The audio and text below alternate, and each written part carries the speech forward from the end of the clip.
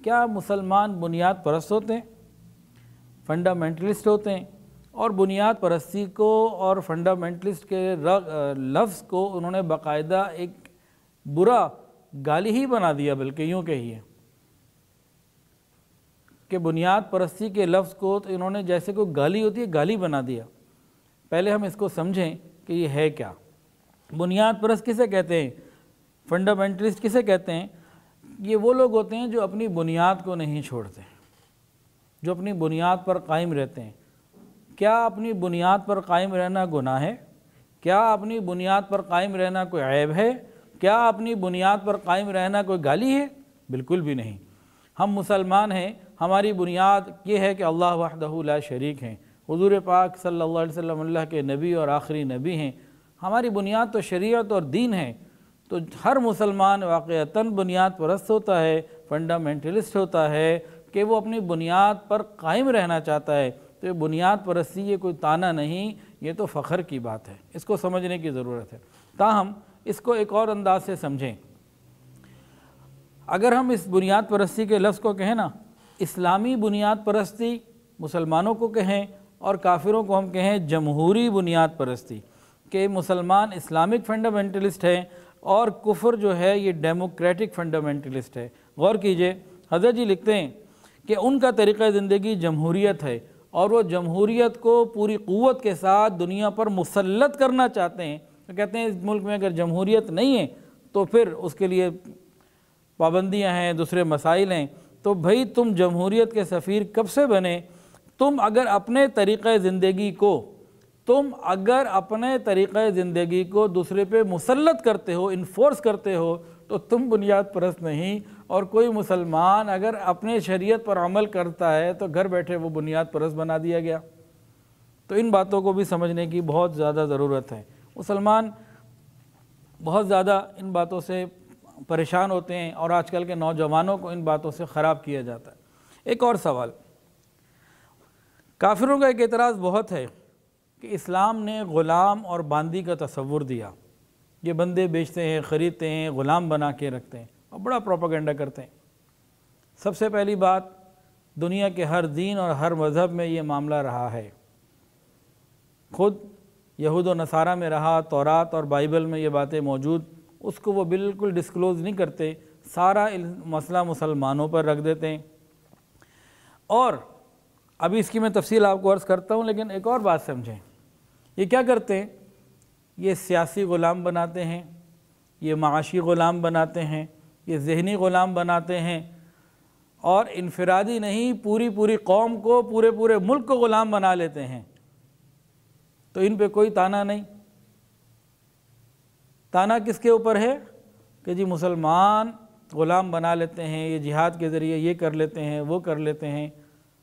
और ये जो जमहूरियत के नाम पर, माइशत के नाम पर और मुख्तलिफ़ तरीक़े से सियासी ग़ुलामियाँ पूरी मुल्क के लिए, पूरी कौम के लिए दे दिया करते हैं कि उनको अपनी ग़ुलामी के शिकंजे से निकलने ही नहीं देते। कभी कर्ज़ों के ज़रिए, कभी कि अपने किसी इदारे के ज़रिए ये पूरे मुल्क को जो है ना वो ग़ुलाम बना लेते हैं। तो इल्ज़ाम कौन देता है? जो पूरे मुल्क को, कौम को जुल्म के ज़रिए किसी भी तरीक़े से अपना ग़ुलाम बना लेता है। और इल्ज़ाम क्या है कि भाई ये जिहाद के ज़रिए ग़ुलाम बनाते हैं, बांदियाँ बना लेते हैं। तो इसको भी समझ लीजिए। शरीयत का हुक्म यह है कि जो लोग मुसलमानों के ख़िलाफ़ लड़ने के लिए तैयार हों, तलवार उठाएं, हथियार उठाएं और उनके साथ अगर लड़ाई हो, जो उसके अंदर कैदी हो जाएं, सिर्फ़ उनको ग़ुलाम बनाया जा सकता है। ऐसा नहीं है कि किसी मुल्क पे हमला करके पूरे मुल्क को ग़ुलाम बना लिया, या जो आपसे लड़ाई में नहीं शरीक हुआ उसको भी बना लिया। ऐसा नहीं है। ग़ुलाम किन को बनाया जाता है? जो आपकी जान माल के दर पे है और आपको ख़त्म करना चाहता है और उसके लिए बाकायदा प्रैक्टिकली हथियार उठाए, वो चाहता है कि आपको दुनिया से ख़त्म कर दे। तो मुसलमानों को फ़तह हो और वो काबू आ जाएं तो उनको ग़ुलाम बनाया गया। इसके अंदर क्या है? इसके अंदर अल्लाह की रहमत ज़ाहिर हो रही है। इसके अंदर रहमतुल आलमीन की रहमतुल आलमीन ही ज़ाहिर हो रही है। ये कौन लोग होते हैं? असल के अंदर ये ग़ुलाम नहीं, ये जंगी कैदी होते हैं। अब जंगी कैदियों के लिए 3 तरीक़े मुमकिन हैं। नंबर 1, उनको मार दिया जाए, शरीयत ने इसकी इजाज़त नहीं दी। और आज दुनिया में जंगी कैदियों के साथ कितना जुल्म होता है ये मुझे बताने की ज़रूरत नहीं, आप तहक़ीक़ कर लीजिए, ये आपके इल्म में होगा। तो शरीयत ने जंगी कैदियों को मारने से मना किया। हाँ, जो आइम्मतुल कुफ्र होते हैं बास ख़ास, उनकी बात अलग हुआ करती है, जनरली मना है। दूसरा तरीक़ा ये हो सकता है कि इन जंगी कैदियों को आज़ाद कर दिया जाए। वो भाई जो आज मारने के लिए आपको आया हुआ है, इसको आज़ाद कर देने का मतलब क्या है? ये फिर दोबारा क़ुव्वत जमा करेगा, फिर तंग करेगा। तो ये दोनों तरीक़े शरीयत ने मना कर दिए। तीसरा तरीक़ा शरीयत ने जो हमें दिया वो क्या? वो ये बताया गया ये इस्लाह का तरीक़ा है। एक एक जंगी कैदी को एक एक मुसलमान के हवाले किया जाए और मुसलमान को पूरी तफसीलात बताई, जो खाओ वही खिलाना, जो पहनो वही पहनाना, उनके हुकूक़ और आदाब और पूरी तरतीब बताई गई और कहा अगर अल्लाह के लिए आज़ाद कर दोगे तो तुम्हें इसका बहुत बड़ा अजर मिलेगा। और कितनी शरीयत की बातें ऐसी हैं कि ये किया तो इतने ग़ुलाम आज़ाद करने का सवाब, ये वाला काम किया तो इतनी ग़ुलाम आज़ाद करने का सवाब। यानी जहन साजी की गई कि ग़ुलामों को आज़ाद करना ये इबादत बना दिया गया, मुसलमानों को इसके ऊपर तैयार किया गया और ग़ुलामों के साथ बेहतरीन सलूक करने का हुक्म दिया गया। अब एक सच्चा मुसलमान है, वो ख़ुद शरीयत के मुताबिक 100% अमल कर रहा है और अपने ग़ुलामों का अच्छा ख्याल रख रहा है, तो इसका असर क्या होता है?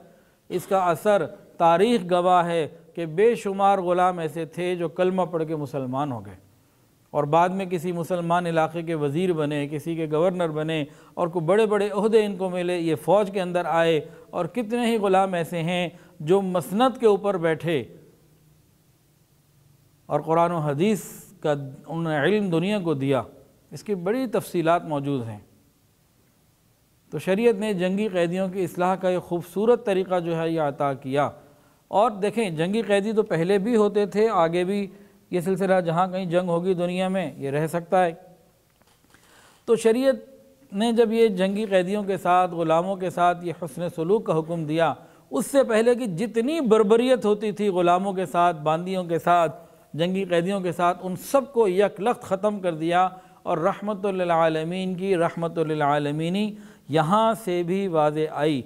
दरगुज़र करने की सिफ़ात और ग़ुलामों के साथ खैर वाला मामला रखने की सिफ़ात, ये सब नबी अलैहिस्सलाम की ज़िंदगी में आई।